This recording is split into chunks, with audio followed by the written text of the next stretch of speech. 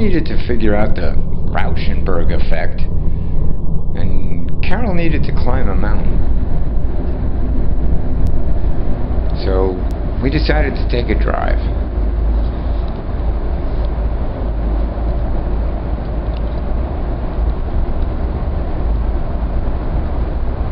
A long drive. Carole was going to climb that mountain on her bicycle. And I was going to escape this figurative binary and try to figure out this Rauschenberg effect that I've had in my head for a long time. So we decided to go to the little village of Saint-Jean-de-Maurienne in Savoie. From there, Carole will climb to the summit of the Col de la Croix de Fer on her bicycle. Okay. And I'll follow you on the I think I'm just going to listen to the Alps.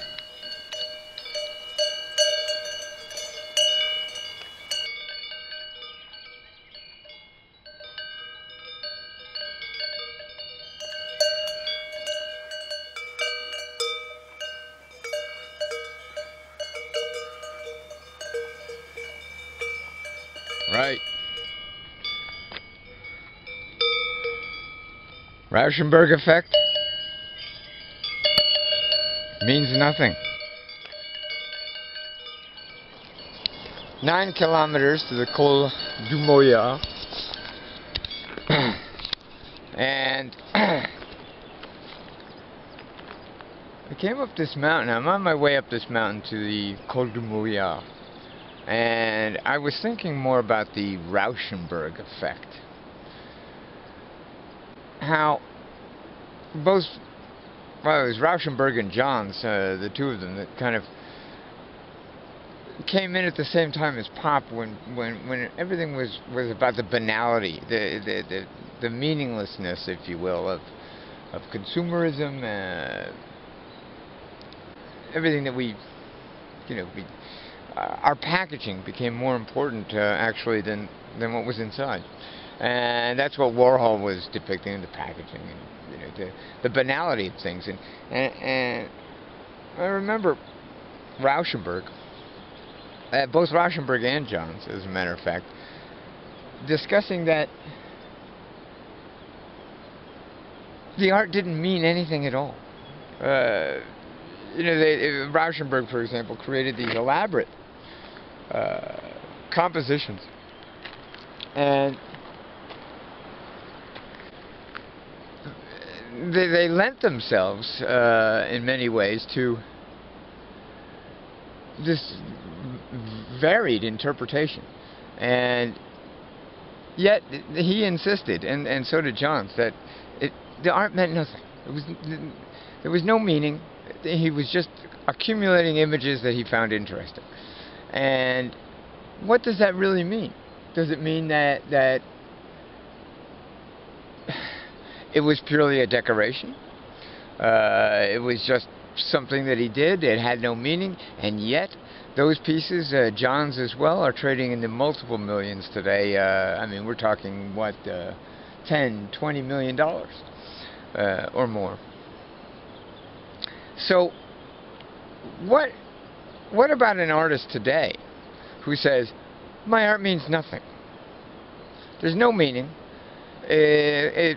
Therefore, I guess, it's purely decorative. And if that's the case, that moves to the IKEA effect, what I call the IKEA effect, which is now it's just decoration. So, now you're shopping for something that looks pretty, that goes with your couch, and the color you decided to paint the walls of your living room. Now, how do you determine price? So you go to IKEA, you buy something nice, and it's, maybe $50, $60, 100 euros perhaps. Whereas you buy an original Bob Rauschenberg, and it's going to cost you $20 million. And we'll get to that whole thing a little bit later. Then we move to the Walmart effect. We go from the Rauschenberg effect, which moved everything towards this concept of banality, even though people struggled, and still do today, to try to find some sort of meaning, some sort of interpretation in the actual images that he used, which I find very interesting. Perhaps his whole concept that it means nothing was just a smokescreen to excite the public, to encourage them, to almost force them to find a meaning. Quite clever, if that's the case.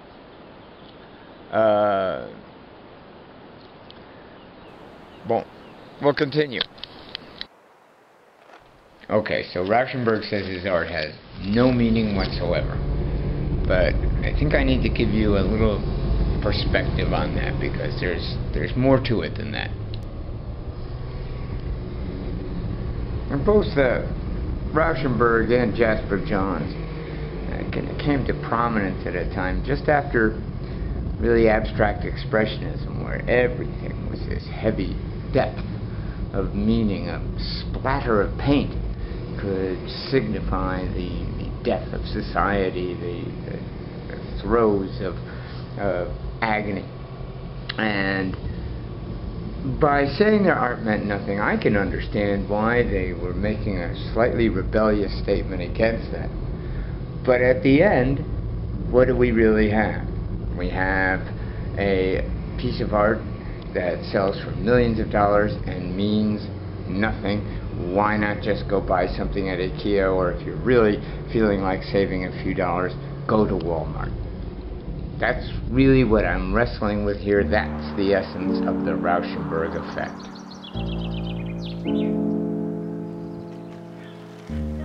Oh, oui. I wonder, is that really what art is all about? Does it become the Walmart effect? I'm here in the mountains,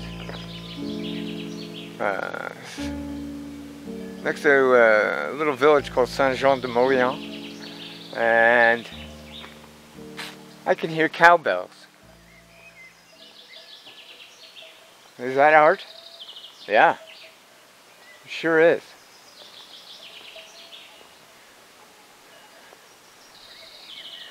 It's incredible. Perched way up there, you can see maybe several small little chalets on the very top of the mountain. It's incredible. And I'm talking about art, and I'm talking about what I call the Rauschenberg effect, the IKEA effect, the Walmart effect, and what is decoration, and what is art, what does it mean, if it means anything at all. And yet actually I'm here following Carole as she climbs this incredible mountain on her bicycle. She's training to do a stage of the Tour de France. It's an amazing thing to me. And I love her very much. And there she goes.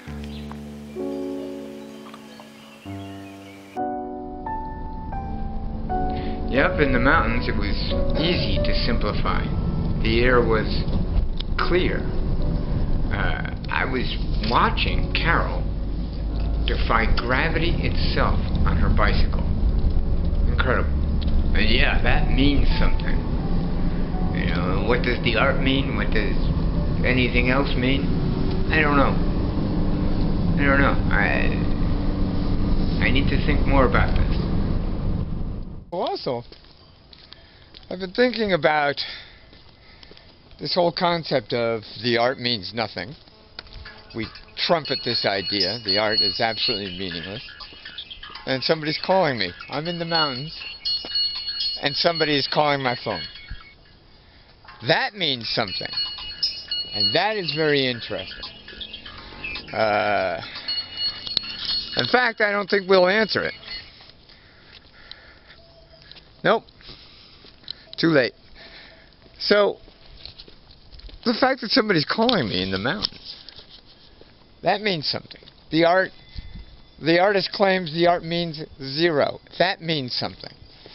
I talked a little bit about the IKEA effect, to the Walmart effect from the Rauschenberg effect. And then I see though the prices of Johns and Rauschenberg, for example, the people that said the art means nothing, are astronomical. They're just two artists. It's so we're buying their art because now it's an investment, not because it has a signification, not because it even means anything to us other than a sum of money. Oh, here comes somebody. So what is the art about now? It's about money. The middle class artist, the guy just, you know, trying to express himself, trying to make art, is struggling. If he's making any money at all, he's working at a factory making shoes, or the soles for shoes, or the laces, or maybe those little eyelets that the laces go in. And where are we going to go with this? Higher up into the mountains. Right. Let's keep going, eh?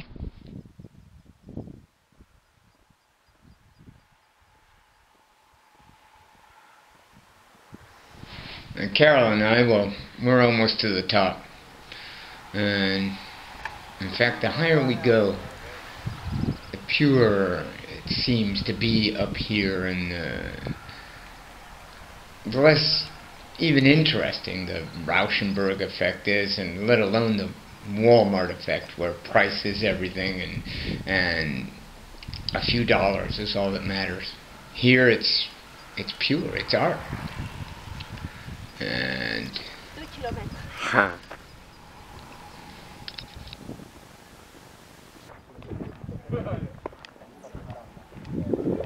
the Col de la Croix de Fer, 2,067 meters. Seems like here everything is tied up or completely untied. There doesn't seem to be much in between, and we're at the top, and it's time to go back down.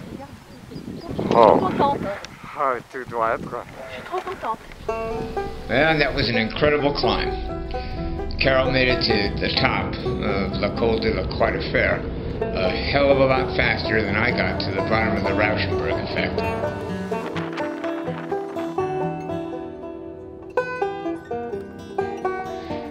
But then, hey, the descent is always a lot easier.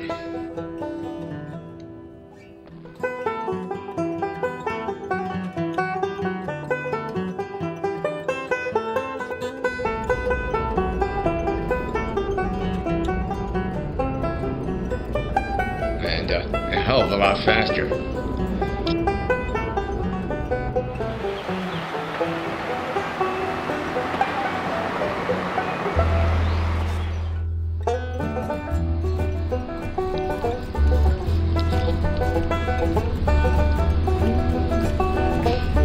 Yeah, in the mountains, it was easy to simplify. And the Rauschenberg effect, the IKEA effect, the Walmart effect, you know, none of it was or ever will be as pure as the air up there.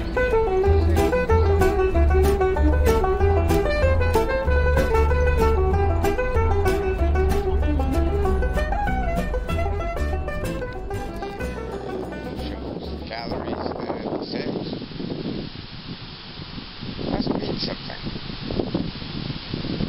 I don't really know what it means, but I'm enjoying a picnic in the mountains.